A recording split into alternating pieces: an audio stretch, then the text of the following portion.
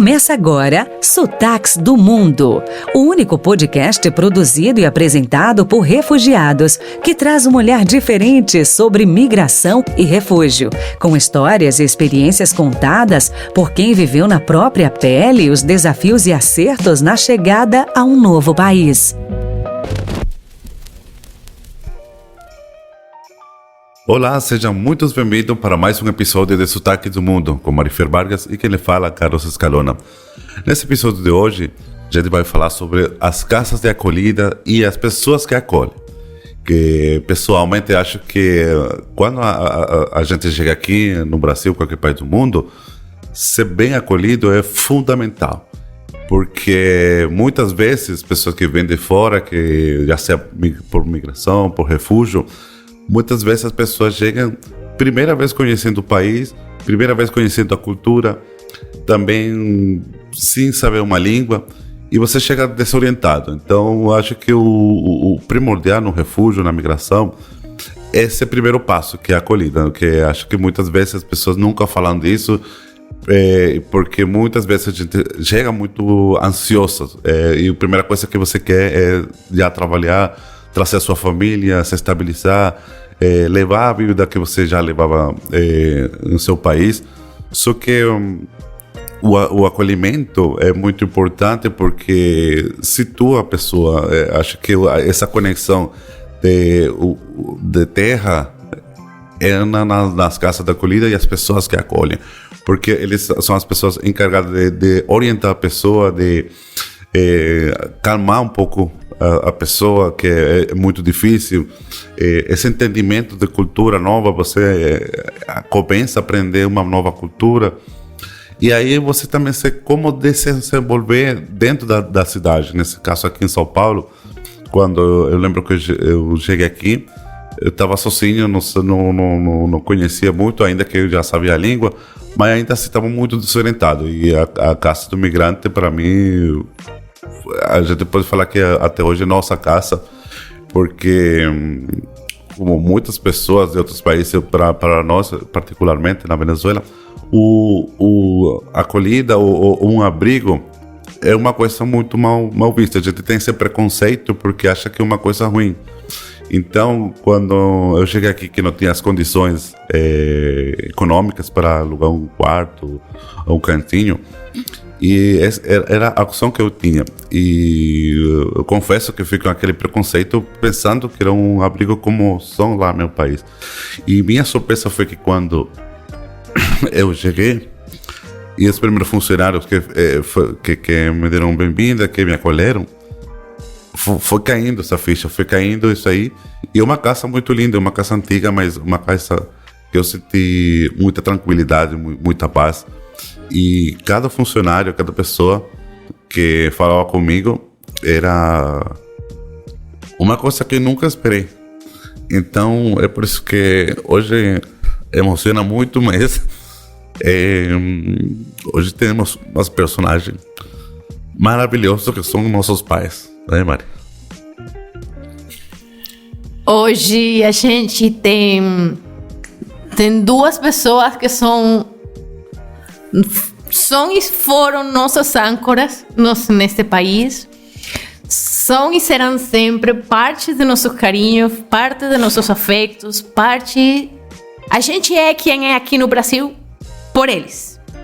A gente não esquece nunca, não vai esquecer jamais de cada prato de feijão com arroz, de cada macarronada com salsicha, de cada abraço, de cada apoio, de cada conselho, de cada palmada nas costas e de cada sorriso que eles deram para nós. De cada coisa, por mínima, fez muita diferença em nossas vidas. Muita, muita. E a gente não tem como agradecer. A gente não existe nada no mundo que possa pagar o que vocês fizeram, faz por nós e o que fazem todos os dias por cada um de nós. Hoje a gente tem dois caras que que as palavras ficam curtas para descrever, sabe? A gente tem ao Padre Paolo Parisi, um dos coordenadores da Missão Paz. Eu até esqueci o currículo de você, que você pegou do outro evento e me mandou, mas Deixa você pra lá. saiba... Currículo, deixa pra lá. Mas não é currículo, é cada abraço que você deu para nós e cada apoio que você ainda dá para nós. É toda a sua sapiência, é todo o seu carinho, é toda a sua peste para nós. É todo o que você significa para todo o que você acolhe e recebe, sem perguntar nada. Simplesmente para abrir os braços para acolher. E temos a Francisco Freitas, cearense raiz do sertão, que é nosso trono, é nosso chefe, é nosso rei, é nosso... É quem abre essa porta, gente. Barulhento. Hã? Barulhento. Barulhento. Porta que não faz barulho não abre, gente. Corretamente. Se não bater na porta, eu não vou ouvir. Exatamente. Você sabe, mas eu repito aqui. Você, com toda a gente dessa casa, foi, é e vai ser sempre nosso papai. Eu não sei se alguma vez eu falei para você. Eu não tive pai. Eu cresci sem meu pai. Mas a sensação mais cercana que eu tenho de um abraço, que se sentisse como pai, foi quando eu cheguei lá na casa e você abriu aquela porta e eu não precisei saber que você era Francisco. Eu já conhecia você. Por tudo o que Carlos me falava de você. E você me abraçou e abraçou minha filha como que um vovô faz. E eu agradeço isso infinitamente. Sabe? E até que você respire, a gente vai estar aqui com você, junto sempre. Eu, agora falar pra você, entendeu? Eu também fico um pouco emocionado disso aí, porque em dezembro, eu não falei pra vocês, mas eu perdi a minha mãe, entendeu? Falei pros padres, entendeu? Hoje eu tenho só papai. Fico grato, mas é uma coisa triste, é bom. Mas eu fico muito alegre em se ver vocês do jeito que vocês são, do jeito que fala. E sempre vou atender qualquer um que chegar na casa do migrante, que não me faça raiva, entendeu? Que eu atendo ele na alegria, né? Entendeu? Exatamente. E isso não existe palavra para descrever a vocês e todo o que vocês representam para nós. Para nós como família, vocês o que representam por vocês, como para Carlos, como pessoa, para minha filha Miranda. Vocês são referência. Para mim e para geral. Sabe, Marife, o tempo passa, às vezes, as atividades, os trabalhos e tudo, mas o que fica é a amizade, o link. Eu digo, tem pessoas que a gente tem esta ponte, independentemente se vê o tempo, as atividades, as correrias, mas é bonito que fica isso. Acho que a gente tinha amizade, a proximidade. A pandemia quase toda que a gente não se veia. Claro. Eu me vi na pandemia, o ano passado, entendeu? Ela me ligou, entendeu? E pediu para ir encontrar com ela, entendeu? Eu fui no aniversário dele, eu tive com eles, entendeu? A gente tinha uns 2, 3 anos que não se veia. Falei para ele, fico muito grato de ser chamado assim, vou fazer o favor de ir. E fui, entendeu? Eu estava lá junto. Tinha comida, então você foi. Não era só por causa da comida. Olha, não é por causa da comida. É uma amizade que eu arrumei. Porque 2 meses que ela estava na casa, lá na casa, ela escreveu uma mensagem no meu celular, entendeu? Que no dia eu chorei. O padre anterior me chama de chorão, mas eu sou muito fácil para chorar. Mas eu também sei aonde é o lugar que eu posso chorar. Eu sempre olhei que se a gente olhar para trás, sempre tem gente pior que a gente, tá? Eu olhei da pobreza, eu vim da pobreza, eu sei como é a dificuldade, e hoje eu comentei com ele que a dificuldade de São Paulo é muito grande hoje. O custo de vida do Brasil não é hoje nem amanhã que vai melhorar. Do jeito que está, não é 2 dias que vai fazer. Então a gente sabe muito, olha essas coisas. Não é acolher o outro, sempre você tem que estar de braços abertos. Como é que você acolhe o outro se você tá chorando e o outro chega chorando também? Você sempre tem que estar sorrindo para acolher quem tá chorando, entendeu? Seja onde for. Eu sempre procuro fazer isso. Ele vou falar agora um negócio. Ele me trancou uma vez, agora eu me lembro dessa reportagem aqui, que ele me trancou uma vez dentro de uma sala por causa de uma reportagem, entendeu? Mas o modo de eu falar, às vezes eu esqueço de estar acontecendo aquilo ali, entendeu? E no dia, o Miguel tá bem. E ele 2 vezes ele cancelou a gravação. Ele falou, não, eu tenho que trancar você dentro da sala. Ele não trancou, mas ele fez a média, né? Eu gosto, é uma das coisas também que eu sempre falo pra ele, eu esqueço. E acho muito feliz a outra parte de quando ele viaja, eu digo sempre pra ele, sempre ele vem na casa me ver. Então isso pra mim é um orgulho que eu tenho assim também da parte. Ótimo. Então, aí a gente sabe o que é uma casa de acolhida. Mas todo aquele que nos está ouvindo ou que nos está assistindo pelo YouTube, muitas vezes se pergunta, aonde é que chegam os migrantes? Aonde é que chegam os refugiados? Será que eles já têm família aqui no Brasil? Será que eles chegam à casa de um amigo? Será que eles chegam a alguma casa de favor? Como é que funciona isso aí? Né? Porque não é igual ir para o outro país de turismo, que você reserva um hotel, você tem um dinheiro para pagar, você faz um Airbnb, sei lá, que coisa, mas você sabe aonde vai chegar. Você chega no aeroporto e você dá um endereço pro cara do táxi, pega o ônibus e você sabe aonde vai. Que é uma casa de acolhida. Que é uma casa de acolhida, primeiramente, para todo aquele que sabe e aquele que não sabe. Eu acho que você já introduziu muito bem, Marifer, ou seja, é uma casa que normalmente está aberta para acolher as pessoas que não têm nenhum ponto de apoio na cidade onde chega. Nesse sentido, existem casas, por exemplo, perto do México, Guatemala, que são lugares de passagem rápido, porque não é destino.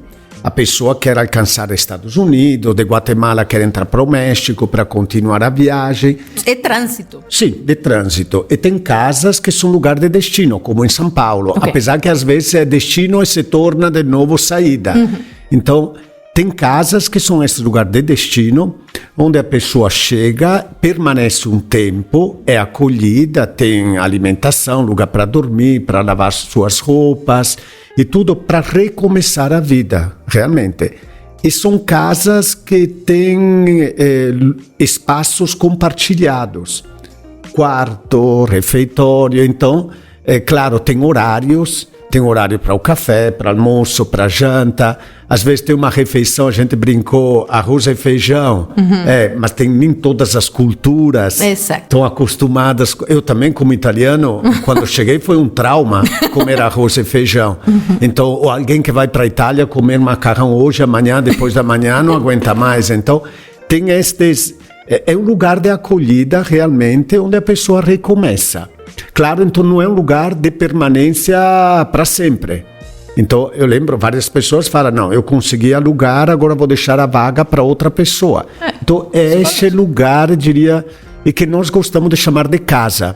Porque, realmente, como o Carlos falou, às vezes existe abrigos para pessoas em situação de rua, outros que... O pessoal confunde até, são públicos diferentes. A pessoa que está em situação de migração, a pessoa que está em situação de rua, mas infelizmente muita gente acha que é a mesma coisa, então é importante esclarecer. São perfis diferentes com exigências diferentes. Eu lembro quando começaram a chegar um grupo maior aqui em São Paulo, de Venezuela, o Carlos foi um dos primeiros, mas quando... Pela operação acolhida, programa interiorização. Que você chamou a gente para receber a eles, porque não falavam nada. Vocês foram os primeiros que acolheram. Exato. Quantas vezes eles foram lá para falar, eu perguntava, eu perguntei para eles. Fizeram a repa depois. Agora, é interessante que quando começaram a chegar a este grupo, para nós foi um grupo novo. A gente não estava acostumado, então a gente teve que se organizar para acolher. Então, cada grupo que chega é um perfil, um idioma, uma cultura.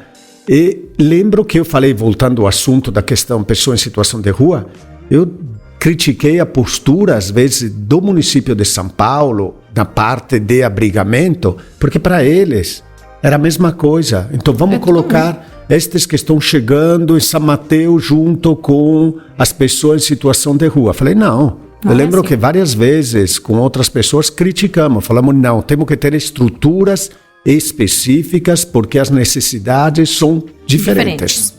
Exato.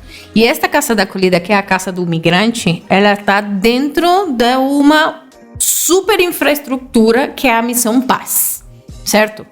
De onde vem a Missão Paz? Como surgiu a Missão Paz, Padre? Então, a Missão Paz até é bom porque vários me perguntam, mas tem Missão Paz em Manaus, em Curitiba, então... Tem franquia? Você não tem pensado franquear a Missão Paz? Então, na realidade, é um nome fantasia de uma obra ligada aos missionários calabrinianos. Então, tem este bispo que Você não cria... sabia? Não. Que este bispo, ele sabe de cor. Este grupo que nasce em 1887, na Itália, época em que da Itália saíam até 400 mil pessoas por ano. Caramba. Quase 500 mil por ano. A gente esquece, os italianos às vezes que saía porque passava fome, tinha necessidade e tudo.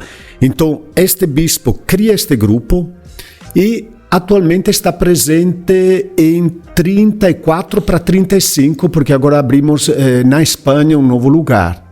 Então, estamos abrindo também na divisa entre França e Inglaterra, em Calais, onde tentam alcançar a Inglaterra. Então, esse grupo está presente no Brasil, Manaus, Cuiabá, Porto Alegre, Florianópolis, Curitiba. Agora, a Missão Paz é uma estrutura, vamos dizer, integrada. Em Florianópolis temos uma casa de acolhida com alguns serviços. Agora a missão tem um monte de serviços. Eu digo 360 graus. Inserção laboral, aula de português, documentação, médicos. Então, muitos serviços. O centro de estudos, a biblioteca. Sim, muita coisa junto. Referência, o curso de português. Atualmente tem 23 professores de português que dão aula, para ter uma ideia. Então, 7 médicos. Aqui? Tem 7 médicos, então, que atendem durante a semana. Então, realmente é bastante serviço para as pessoas. Vocês já conheceram lá em cima? As salas que eles abriram? Não, eu fui quando a reforma. Tá precisando vocês conhecerem. Vamos ir. Tá precisando vocês ir lá conhecer. Bem lindo. Por exemplo, eu vi já por fotos. Mas outra coisa também que eu admiro, muito bonito, entendeu? Como eu hoje já falei pra ele. Bonito. Hoje nós tem aula, eles têm professora na missão para dar aula para todo mundo que chega. Quando vocês chegaram, não tinha assim tanta aula como tinha, né? Você chegou, o Carlos chegou a estudar lá na Casa do Imigrante em português ou não? Eu. Tinha já. Era na Casa do Imigrante, mas né? não tinha 23 professores, era bem mais pouco. Sim. Não, era pouco. Era pouco. Então, tem professores... inserção laboral, tá? 3 dias na semana, né, padre? Aula, 4. né? 4 dias na De semana. 3 horas cada dia. Imagina. Então, 4 dias tem aula de manhã, amanhã Que nem a escola, que a criança vai. Quase todos os igual dias. a escola mesmo, entendeu? Então, isso é muito bonito, porque chega muitas pessoas, eu me refiro assim, chega muitas pessoas que precisam, porque quando eu saí da minha cidade, eu falava a mesma língua que eu falo hoje, entendeu? Cearense. Com um pouco de sotaque. Um pouco de sotaque, Pedro. Porque estamos no sotaque do mundo, você carrega um sotaquinho. Eu também. Eu fui criticado muitas vezes aqui quando eu cheguei, entendeu? Por causa do sotaque, de falar errado. Como chama o povo de onde você vem? De onde você vem? Eu vim do Ceará. Do Ceará? Sobral. Sobral. E sobre outra coisa, a comida. E o padre falou, eu cheguei a estranhar muito a comida aqui em São Paulo quando eu cheguei também. Até hoje, às vezes eu falo assim, que eu não gosto de criticar, mas eu vejo muitas pessoas dizendo, não, você é obreiro, tem que comer isso, que tá com fome. Não é comer porque tá com fome, entendeu? eu também cheguei assim, dizer, não, eu não vou querer isso aqui. E nós tínhamos alimentação, nós comprávamos alimentação, só que a nossa comida lá no Nordeste é totalmente diferente daqui. Eu falar para vocês, eu vim conhecer arroz aqui em São Paulo, entendeu? Eu não conhecia arroz. Não? Tá? Não. Eu conhecia arroz assim. A nossa comida lá no Nordeste, onde nós fomos criados, era feijão, tá? Uhum. Então, feijão nordestino, e da onde nós somos, é fatal. Hoje, ele comer feijão, entendeu? Ele não é como aqui dizer arroz e feijão. Como chega a pessoa, o Padre Paulo fala, entendeu? Como é que eu vou comer só arroz e feijão, entendeu? Mas sabe que era só macarrão, que era a comida dele. Então, estranho, ele não adianta. As pessoas vão me dizer, eu não sei, eu não cheguei a comentar. O afeganistão, qual que é o tipo de comida dele, entendeu? Mas então, o arroz e feijão da caça é uma linguagem de acolhida. É uma linguagem de acolhida. É uma linguagem de acolhida, porque isso fez, dá força mesmo, gente. Dá força mesmo. Bom. Grande. E hoje eu falei, e agora tem uma mulher que cozinha lá na casa agora. Que não é nem Zenaida, nem a Cecília. Não, essas aí foram embora, né? Tem outras pessoas. Tem outras pessoas. Então precisa vocês almoçar lá um dia. Apareceu uma mulher pra cozinhar. Posso levar minha marmita? Pode levar, até que nós falamos com o Padre Paulo. Babado, só lembrar o feijão da casa. Olha, eu falar pra vocês, eu trabalho há 13 anos na casa. Tem que mandar embora mesmo. Não, ainda não. Muito tempo. Não, ainda não tem o tempo de serviço para se aposentar. Tem não, de jeito não. Não, ainda não. E você tem força ainda? Você ainda tem força para trabalhar? Claro. Então já era. Não tem, tem muita. Então, a aposentadoria está longe. Apareceu uma mulher para cozinhar lá agora que eu ia. Fazia muitos anos que eu não via, tá? Para cozinhar bom. Nossa, imagina só. Bom. Eu não tô. Ele sabe, ele tá almoçando agora conosco, agora todo dia almoça lá, entendeu? Viu? Tivemos o privilégio de trazer os padres para almoçar com nós também, entendeu? Mas olha, é bom. Vocês vão gostar, viu? Vamos gostar sim. Vamos gostar, vamos. Vai sim. Não, padre, me pergunta, quais são os desafios para manter tanto a Casa do Migrante como a Missão Paz hoje em dia? Carlos, você conhece, mas é boa esta pergunta. Exato, a gente tem que conhecer. Sabe o quê? Estamos falando de uma briga, acolhimento e tal, mas como é que funciona tudo? O problema tem um desafio que é para todas as organizações como se manter realmente economicamente. Porque num ano, a Missão Paz chega tudo que é, colocando todos os gastos, o investimento, vamos dizer, ao redor de 2.800.000 reais. 3 então, milhões. Vamos jogar a Mega Senha? Então tem que, claro, ir atrás de fundações, financiadores, tem pessoas físicas que doam. Então isso é uma grande preocupação, conseguir a verba para manter. Às vezes a pessoa pensa, não, eu vou levar algum alimento. Às vezes também uma pequena doação, tem no site da Missão Paz, uma pequena doação ajuda. Porque, por exemplo, água, luz, não sei, água é 4.000 reais por mês, a Casa do Migrante, é muita gente, tudo. Então, é que tem a Sabesp que faz um desconto de 50%, seria 8 mil. Seria 8 mil, então, exatamente. Todos estes gastos, eu fiz um exemplo, se você pega os botijões de gás industriais, mas é muita coisa que... Então, tem que é o grande desafio. Então, encontrar pessoas ou fundações, entidades sensíveis. Mas também, por exemplo, o trabalho da Letícia que passou aqui, é que ela faz todo este trabalho de incidência política de boca, sim. Nas legislações políticas. Ela beneficia o Brasil inteiro, o município inteiro, mas precisa ir atrás de recursos para tornar isso possível. Então, eu diria, o grande desafio é econômico. Um segundo grande desafio é a capacidade de tentar entender os rostos que chegam, que são diferentes. Uma coisa é a migração angolana, filipina, afegã. Agora estamos, antes de começar aqui a gente estava falando, o grupo maior é do Afeganistão. E tivemos desafio que nunca enfrentamos até agora, E acho que também é uma época que foi primeiro os haitianos. Sim. Que foi um colapso. 2014, 15 foi a missão, inclusive não só a casa, os salões, acho que todos nós temos estas imagens, salões, auditórios, chegamos a acolher 450 por noite, deitados, porque... Olha, nós trabalhamos nessa época. Porque falando em casas de acolhida, São Paulo não tinha esta rede. Existia a missão, a Casa do Migrante, não existia Cefras, existia um pouco a Casa da Mulher, das Irmãs Palutinas.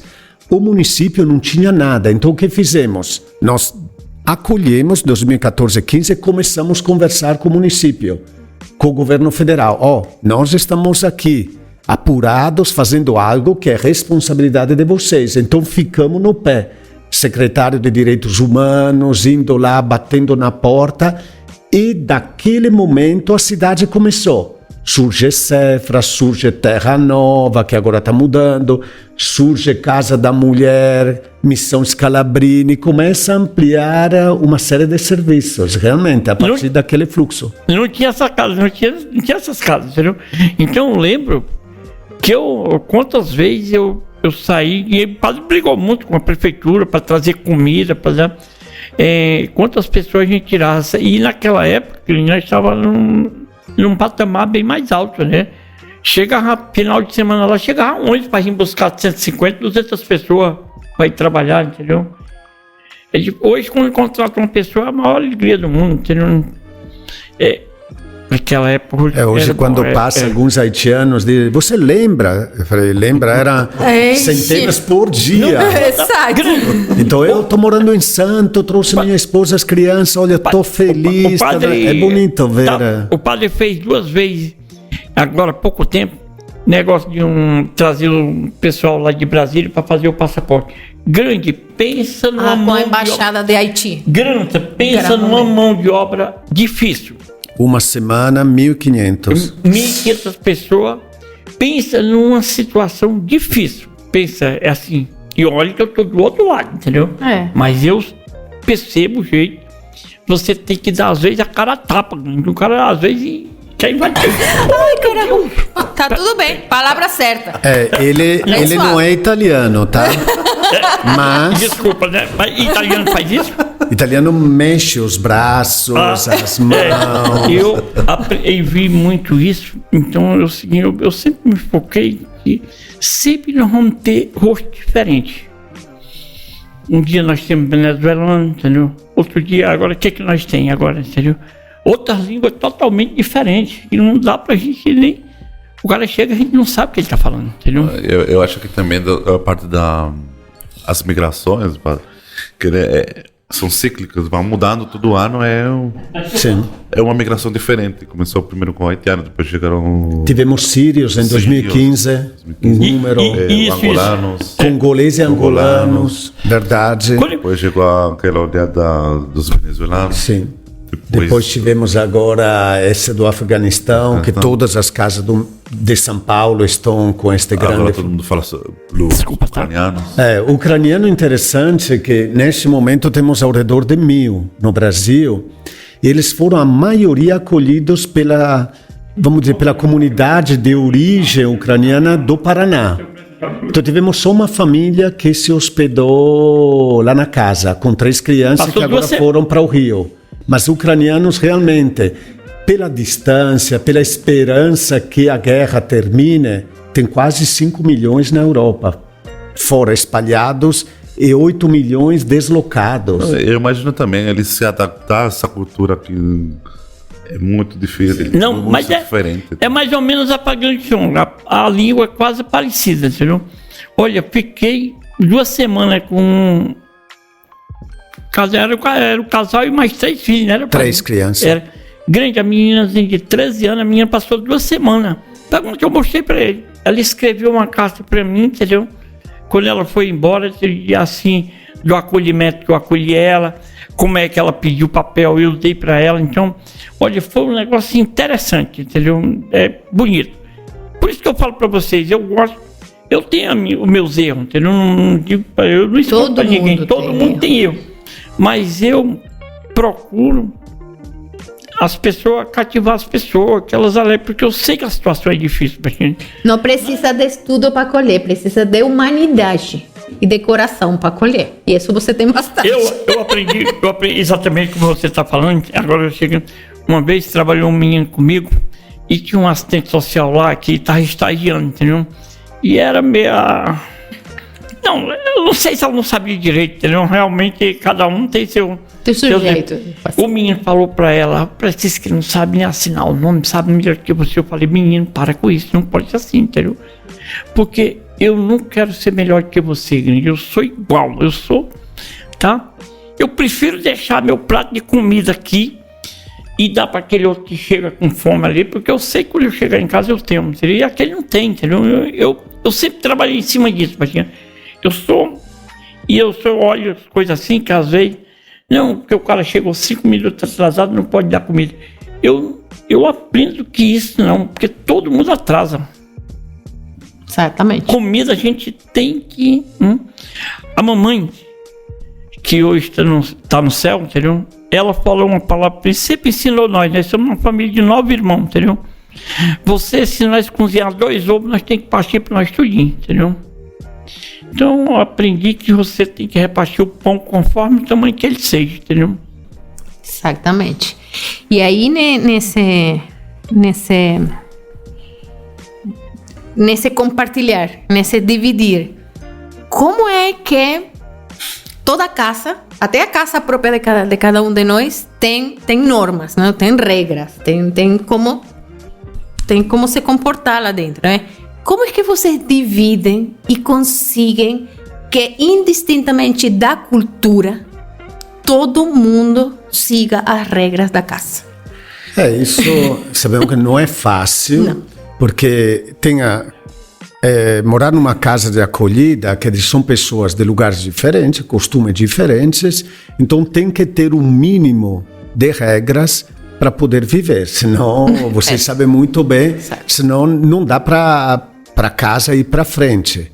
Até do ponto de vista, faço um exemplo, eu quero almoçar às 3 da tarde ou às 10 da manhã, depois tem as equipes que trabalham, tem as leis trabalhistas e tudo, eu quero almoçar às 10 da noite, não, jantar, vamos dizer. Então tudo isso tem que ser organizado, ou por exemplo, a uma certa altura da noite não fazer mais barulho, porque alguém pode fazer, outro quer dormir que tem que acordar cedo. Então, obviamente, as regras são para beneficiar a coletividade. Óbvio que a pessoa diz, é um momento passageiro, quando terei a minha casa, posso acordar quando quero, almoçar quando quero, assistir o programa de TV que quero. Então, é um conjunto realmente de regras. Dias atrás foi conversado porque alguém, por exemplo, entrava no refeitório e pegava 4 maçãs. E pessoal, olha, pega uma, pensa no outro e depois pega a segunda. Então, às vezes, a gente tem que dar também estas dicas bem gerais, porque se os primeiros pega 5, 4 cada um, que chegou de último não então, pega. Realmente, a gente tem que ajudar regras no uso da água, porque a pessoa acha, claro, não está pagando, mas outros estão pagando. O uso da luz. Agora, por exemplo, quando vocês estavam a meio-dia, normalmente não se voltava. Agora estão almoçando meio-dia. Agora dá 3 Tem as 3 refeições. Okay. Antiga, para quem está acompanhando, era café e janta. E o almoço, a pessoa... Ficava por fora. Tinha que se virar, Só mãe com criança, pessoas doentes. Agora todo mundo almoça também, a partir da pandemia. Claro. Agora todo mundo almoça também. Ótimo. Então as regras são importantes. As regras agora que nós saímos, 9 horas tem que sair, aí volta meio-dia, almoça, 1 hora tem que sair. Só que esse prazo de 1 hora nunca dá para estabilizar certo, né? Não dá para tirar no horário certo, entendeu? Porque tu sabe, Carlos, tu como morou lá, diz que é para sair 1 hora. Ele inventa que vai no banheiro, vai escovar, vai isso, aquilo outro. Quando ele vai sair, já é 1h30, mais de 1h30. Mas sobre isso eu já estou tão acostumado a viver na casa do imigrante de jeito que isso para mim é uma... Até importante saber, quer dizer, o sair tem várias funções. Uma é para limpeza.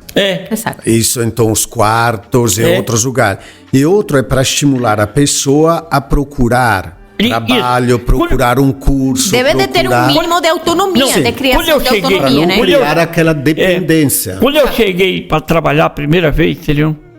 Eu comecei a olhar aquilo ali, mas é injusto botar os caras para fora, isso, aquilo, outro, entendeu? Depois isso ali foi entrando na minha cabeça, que se deixar, porque eu já aprendi também isso, cara. Eu cheguei para comentar contigo uma vez, né? Deixa um cara um dia, 2, aí pronto, ele acha que pronto, tem comida, café e tudo, ele não vai mais sair dali, não. Ele fica acomodado. Ele se acomoda. Aí você pegou a panela e a colherada e foi bater, levantar todo mundo da campana, de sino, né? Eu tenho que acordar. Agora outra coisa, uma pergunta sobre a comida. Eles parecem que no país, eles são muito acostumados a comer pão. Como nós serve 2, muita gente quer 3. Eu não posso dar 3 para tu, porque é que eu dou 3 para tu e não dou 3 para ela? Né? A gente tem, e isso é uma coisa também que, como o padre falou, coisa que tem que ter regra. Tem que ser daquele jeito. Entendeu? Eu particularmente aprendi a comer pão quando eu cheguei na casa. Porque lá na Venezuela a gente come arepa. É a arepa, né? O pão é muito assim... Por exemplo, na Itália você tem que Diferente. ter o pão no café, no almoço e na janta. Se não tem pão... A gente tem que ter arepa. É a função da arepa ou do arroz aqui. Para nós é pão. Cada cultura tem... A Itália o prato é macarrão e pão. Não, você tem assim. muito outro, mas não usa o arroz como aqui. Arroz e feijão você não come nunca. Não come todos os dias. Sim. Come um risoto feito não sei com alguma coisa. O feijão e o arroz é por último caso, né? Assim, não existe. Não existe. Né? Você come o feijão, por exemplo, feito como salada de feijão. Sim. Ou de outra forma, mas não deste jeito. Então, a gente lá na Venezuela também não come arroz e feijão todos os dias, não. Isso é como eu fui criado, como eu falei para vocês. Todo dia a nossa comida era feijão. É feijão. Por exemplo, aí o café da manhã, como nós lá no Nordeste usa muito tapioca. Como ele morou no Fortaleza, ele conhece. E cuscuz, né? E cuscuz. E isso é o café da manhã do pessoal do Nordeste. Tapioca. É tapioca ou um cuscuz com leite, alguma coisa. Isso também é ao jantar em muitas casas, tá ligado? É o café e a janta.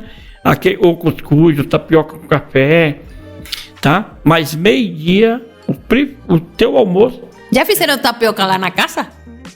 Sabe que não sei se na casa... Eu tem. não. Mas é muita tapioca para fazer. Vou fazer tapioca... Seria umas 3, 4 tapioca por pessoa. Vou fazer tapioca daquele jeito ali, não tá... Não. Meio-dia não tem que me o café da manhã ainda. Eu lembro que quando a gente fez aquelas arepas lá, eram 2, 3 arepas por pessoa. É muita comida. Era muito trabalho. Não faz tapioca, não. Eu aprendi o negócio de arepa para te contar, entendeu? Logo nos primeiros venezuelanos que apareceu, a arepa é boa. Aí agora eu gosto mais arepa na chapa que frita. É bem melhor. É bem melhor. E como é que ela é trabalhada? Como a arepa é trabalhada com arepa é de milho branco, pré-cozido. A gente tem uma farinha que nem aquele de cuscuz, que nem aquele de floco de milho. Sim. Não, a gente tem uma farinha pré-cozida, sim, e a gente mistura ela com água e sal. E aí faz aquela massa, logo faz a bolinha e coloca em aquela chapa, por exemplo, lá na cozinha. E a cozinha dá pra pôr em cima daquela chapa. A chapa, ela achata a bolinha e deixa, se você quer fininha, deixa. Se você quer mais grossa, deixa. E logo quando tá pronta, você abre no meio e coloca desde manteiga até feijão. Você coloca tudo. Você coloca o que você quiser. O que você quiser, você coloca dentro. Pode colocar presunto. E papar pra dentro. E come. E é demais, né? Então, é isso que eu vou passear na Venezuela, tá? Você vai quando como é o nome, o Maduro sair de lá, eu vou falar nisso. Acredita que todo mundo vai voltar. Isso, como é que tá em relação, como é que tá o país? Tá melhor ou ainda continua? Tá igual. Tá igual. Tá igual, tem pior. uma tendência para esse nível, eu estava vendo a pesquisa que agora que os Estados Unidos vão comprar petróleo, agora o PIB, o produto interno, vai ser maior que o Brasil. Eu estava Porque- vendo ontem nos jornais. Da Porque tem Venezuela. muito- O boicote terminou, porque precisa que agora da Rússia, toda esta... Quem diria que os Estados Unidos... Agora virou a tapioca para ser torrar. Quem diria, Agora 3 é anos atrás, que Estados Unidos teria comprado... Que ele não comprava de jeito nenhum, né? Não, ele boicotou. Sai mais barato, tá mais perto. E sei O lá. que faz uma guerra? É o que faz uma guerra, sacanagem. Muda o cenário. Hoje eu E digo sendo a assim, segunda reserva mais grande do mundo? e nós dizemos assim, o que é a briga do dinheiro, né? Entendeu? Porque acaba o país, tanta gente que morre, entendeu? Porque a cidade fica destruída, né? Onde eles passam, eles destroem, né? Entendeu? Falando do dinheiro que movimenta o mundo. Quantas nacionalidades já acolheu a casa? Sabe que eu fui um dia por curiosidade, peguei de 2010 até hoje. Fui checando, lembro 132 nacionalidades. Eu lembro aquele dia puxei do banco de dados e fui ver, claro, às vezes uma nacionalidade só 3, 4, mas em geral lembro do Nepal. Nepal. Nepal do Butão. Butão, eu lembro, por exemplo. De muitos lugares. Outros 132. Tinha um lugar que vinha direto, vinha gente demais, rapaz. Por exemplo, que falava português e agora nunca mais apareceu com o meu nome, rapaz.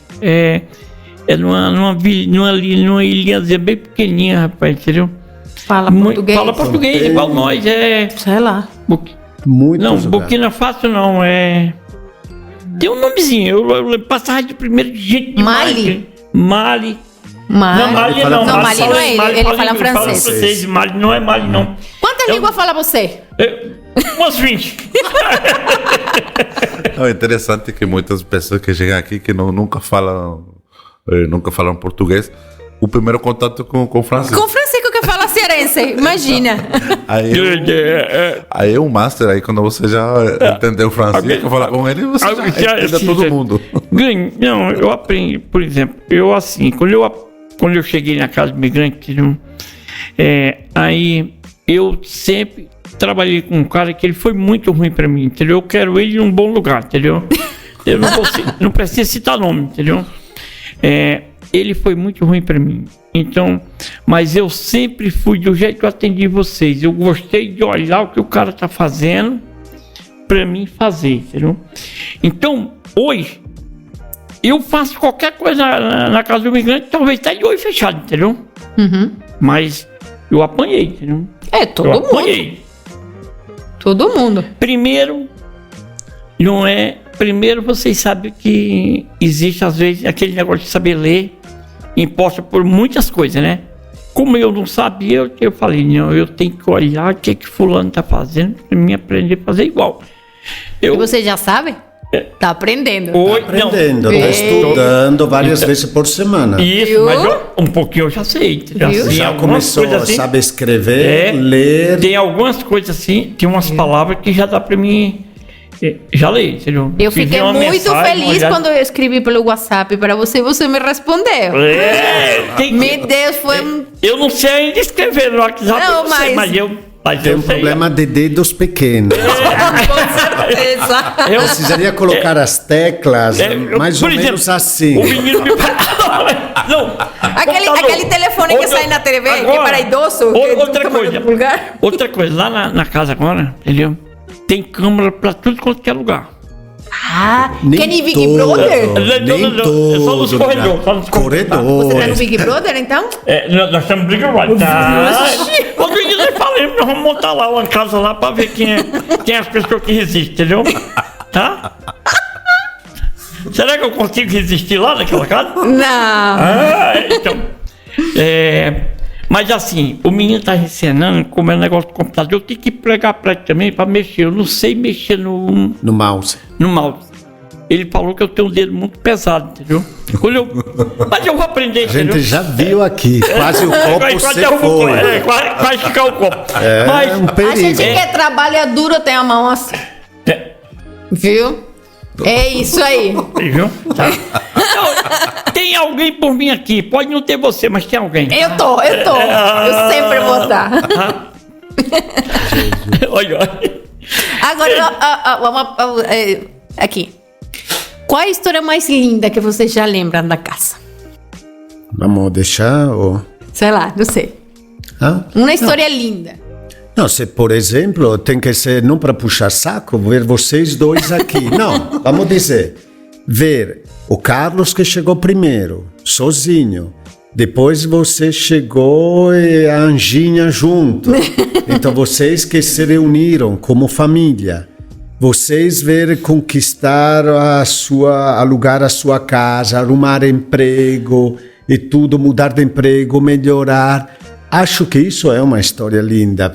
Faz perceber como uma pessoa em situação de imigração, ela, vamos dizer, vai construindo a sua vida, vai escrevendo as páginas da sua vida. Então, toda a questão do trabalho, da aprendizagem do idioma, de manter o vínculo, de atuar também como migrante, atuar na tua área, que era a área que você tinha em Venezuela, acho que isso é lindo.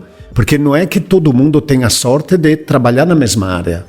Tem muita gente que estão aqui, não sei, médicos e tudo, que conheço, por exemplo, e que agora estão fazendo outro trabalho que não tem nada a ver com a profissão.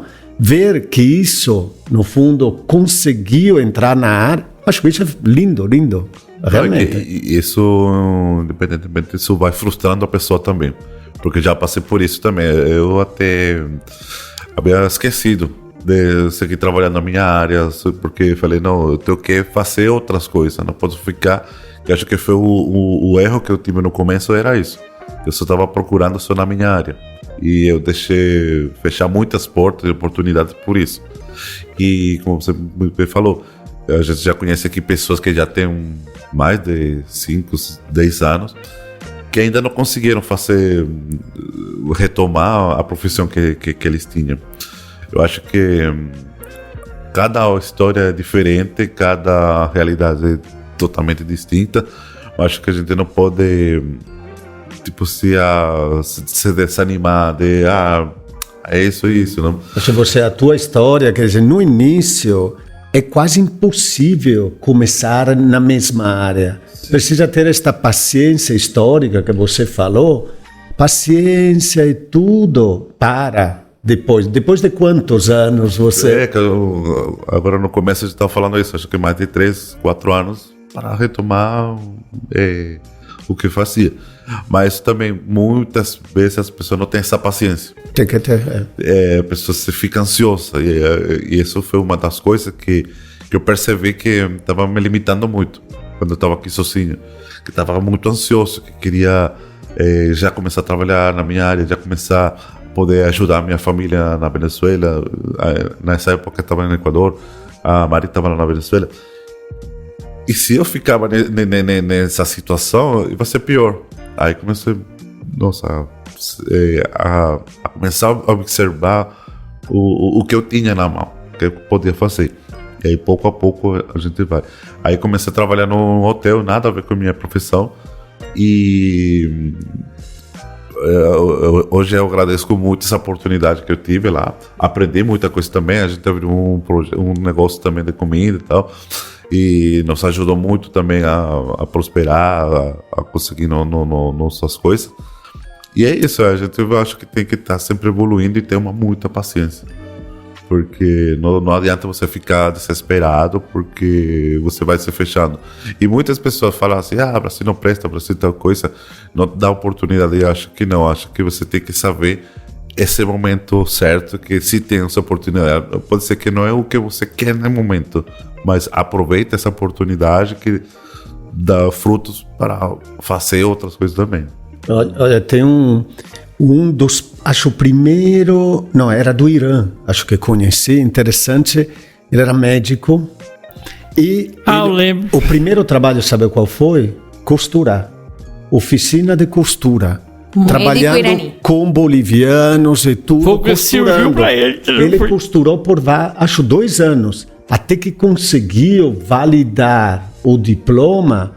E agora, acho, depois de 5 ou 6 anos, está trabalhando na área. Imagina. Você tem contato para assim com ele ou não? Encontrei 2 anos, 3 atrás, mas já estão trabalhando na área. Realmente precisa ter este espírito de se adaptar. Sim. Sabe? E de não ficar no curto-circuito, de se sentir sufocado. Exato, porque você tem que passar também no dia a dia. Entendeu? Porque... A gente vê muitas coisas na casa do imigrante, entendeu? Que a gente fica, às vezes, até com os cabelos em pé, ou então cai os cabelos, entendeu? Eu, primeiro, como o Padre Paulo falou de vocês, entendeu? Tenho orgulho de ter acolhido vocês, tudo. Mas eu vou falar de uma mulher que eu atendi lá na casa do imigrante, entendeu? Já fazia uns dias. Por exemplo, aí uma mulher lá da Caixa me ligou, entendeu? E a mulher estava lá, entendeu? E aí ela perguntou que se ia falar com fulano. Eu falei, não tá agora, mas vai chegar, tal hora vai chegar, porque eu sabia que ela ia vir. Quando a mulher me ligou, que ela falou, grande, ela tava com um coco na mão, mas ela jogou o coco assim, foi água para tudo que eu tinha lá em cima da minha sala lá, entendeu? Isso ali eu fiquei muito emocionado. Ela tinha encontrado o marido dela, fazia 3 meses que estava sumido, entendeu? E isso foi bonito, foi muito bonito, a parte que eu vi. Aconteceu uma parte lá que foi muito interessante também, mas essa eu não vi. A mulher recebeu também o marido, estava sumido, quando chegou lá, os meninos rolaram no chão, tudo. Essa parte eu não vi, mas é coisa que deixa a gente bem... emocionado. Eu lembro que eu cheguei uma sexta-feira, 6 de agosto, às 10 horas da manhã, lá aqui na casa. E tinha um tal de Francisco tem lá, um né? cara lá, barulhento e tal. E assim como quando a Letícia passou por aqui, quando a gente já gravou com a Letícia, a primeira pessoa que eu conheci no Brasil foi a Letícia na catraca da Praça da Sé. Nós estamos chegando a Viracopos, de metrô, e a Letícia estava indo para casa. Encontrou com ela. E a gente se encontrou na catraca da Sé. Letícia reconheceu o Carlos e a Letícia só gritou, são elas! E eu falei, sim! E aí a gente se abraçou e se conheceu pela primeira vez. E logo a gente foi andando até a missão, tá na casa, e você abriu aquela porta de metal, o Carlos bateu, e você abriu, e eu me senti tão abraçada. Eu não sei se é que eu estava tão cansada do viagem, que foram 4 dias entre cancelamentos do avião e tal, mas quando o Francisco me deu sabonete, papel higiênico, a chave de meu locker, que era 91 e a da Miranda era 92. Mas lembro ainda. Ela lembra no meio. Mas eu lembro sim. E ele acompanhou a gente até lá e explicou tudo certinho, que eu deitei, a Miranda ficou na beliche, na parte de embaixo, eu fiquei na cama do lado. Eu nunca tinha compartilhado meu quarto com mais 20 mulheres. E eu nunca me tinha sentido tão acolhida por todas essas 20 mulheres. Nenhuma perguntou coisa errada. Todas me acolheram. Todas acolheram a minha filha. Todas cuidavam de minha filha. Todas elas sempre tinham um olhar. E cada uma falava uma língua diferente. Como a gente se entendia? Não sei, não sabia, né? A gente não sabe, não. É o que acontece comigo hoje. Exato. Mas quando chegou a noite que eu deitei nessa cama com aquele travesseiro, eu acho que foi uma das melhores noites que eu melhor dormi. Esse travesseiro tinha o cheiro do travesseiro de minha mãe. E eu consegui dormir e descansar. Não foi só dormir, porque... Não. Eu me senti que eu estava na minha casa. Eu me senti que eu estava cuidada, que eu estava sendo acolhida, que eu estava sendo abraçada, que minha filha estava segura na cama do lado, que não tinha por que sentir medo das outras 20 mulheres que estavam aí, que também eram mães, que também eram filhas, que também deixaram tudo, que também deixaram seus países e que cada uma tem uma história diferente. E isso me fez repensar muito minha vida. Cada vez que eu deitava para dormir, eu pensava muito nesse novo lugar que eu estava. Nesse novo lugar que minha filha ia fazer na vida. E isso a gente não vê ser conseguido sem vocês mesmo, né? O Carlos, Carlos já estava na casa das irmãs Scalabriniana em Paris. E a gente lembra muito que ele via a pé no dia para guardar o dinheiro da condução para ele voltar de metrô para a Armênia. Para não ir de noite, sozinho, caminhando. E essas coisas a gente valoriza muito. A gente cresce muito de cada experiência. Quando abriu a casa no Paris, entendeu? A irmã, o padre sabe muito bem quem era, entendeu? Que foi a irmã. Ela estava fazendo estágio lá na casa, Juliana. né? A Juliana. Hoje está em Equador, né? Sim. Ela vai vir de férias agora no final do mês. Olha aí, eu vou conseguir falar com ela. Este tempo de pandemia. Ela me fez um convite para ir trabalhar com elas, entendeu? Eu falei, eu não vou fazer isso. Eu podia ir mesmo. Eu falei para ela. Aonde você vai encontrar outro Francisco? Graças a Deus, em nenhum lugar. Eu falei, eu não vou trocar 6 por meia dúzia, entendeu? Eu não podia ir. Não, mas O chefe está liberando. Mas não, eu não faço isso de jeito nenhum. Só se ele chegar lá, lá na minha mesa e dizer assim, a partir de hoje você não trabalha mais comigo. Aí eu vou procurar outra coisa, né? Mas se ele não disser, eu procuro trabalhar lá do jeito que eu venho trabalhando, do jeito que vocês me conhecem, entendeu? E do jeito que eles também me conhecem. Sempre no barulho, sempre acordando eles no café da manhã, entendeu? E isso é uma coisa que eu sempre vou fazer, entendeu? Por favor, continua fazendo. E hoje eu só estou aqui, graças a Deus, porque apareceu um abençoado lá que trabalha comigo. A minha folga ia ser no final do mês, entendeu? No final de semana. Ele conseguiu, que ele viu, desmanchou a minha folga. Aí eu falei, não, eu não faço questão, a folga é qualquer que vier para mim já. Aí ele da fonte brincou. Por que 3 dias de folga? Eu falei, porque é o seguinte, tem uns que se merecem mais que os outros, né? E realmente tem. Sempre uns melhores que os outros.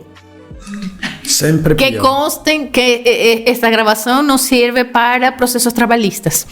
Sempre pior. Sempre pior, sempre pior. Então... A gente sempre tem uma dinâmica aqui no nosso programa.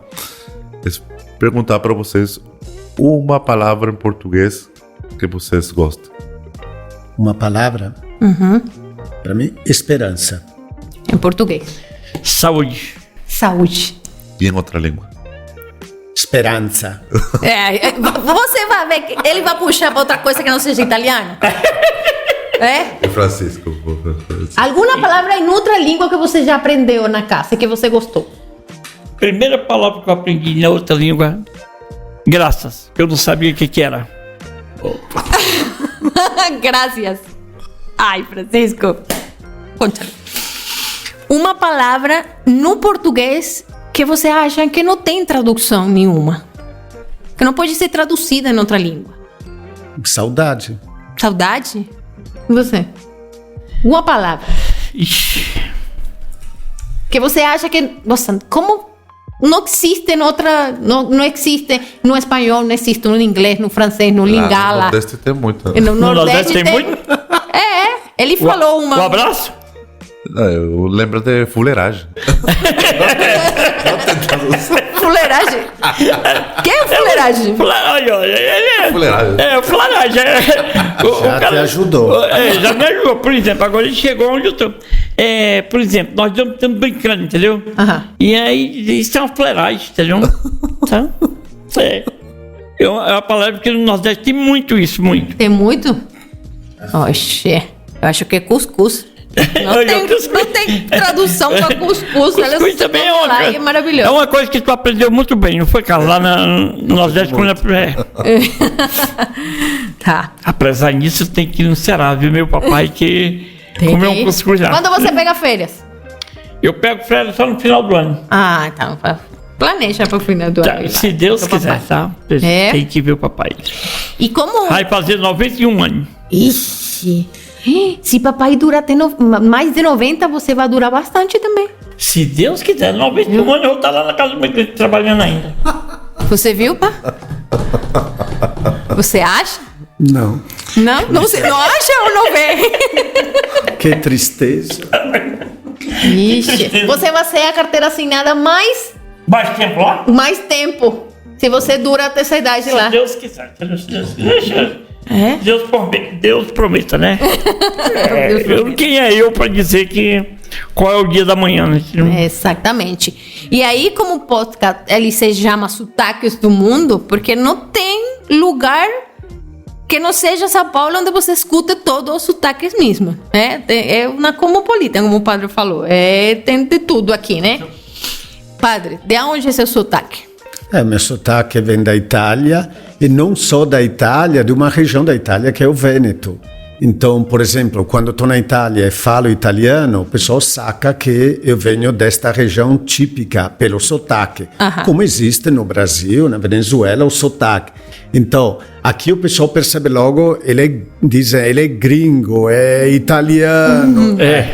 Agora, na Itália também já especifica, ele é Vêneto. Então, interessante. Como fala alguma coisa no sotaque do Bêneto? Cosa avuto che ti dica in questo momento non saperia neanche a me? Ok, se acabou.